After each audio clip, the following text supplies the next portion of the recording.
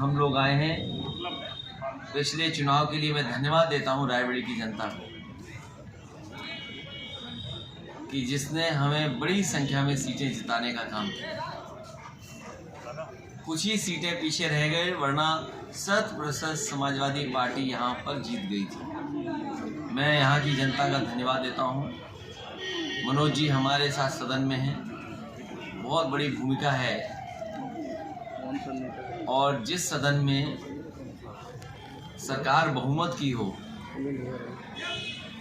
उस सदन में अपनी बात को रखना और जो परंपराएं हैं उनको निभाना, मनोज जी हमारे साथ लगातार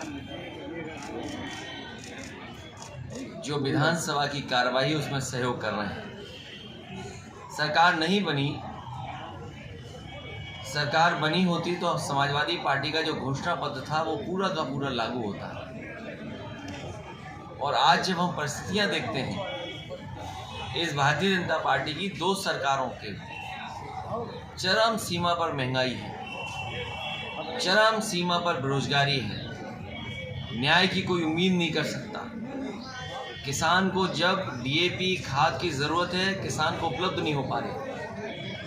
हर कीटनाशक दवाई से लेकर के हर चीज़ किसान की महंगी हो गई और पैदावार को जो मूल्य मिल जाना चाहिए था वो नहीं मिल पा रहा है। और यही भारतीय जनता पार्टी जब इन्हें वोट चाहिए था तो जनता को भरोसा दिलाया था कि 2022 तक किसानों की आय दोगुनी हो जाएगी।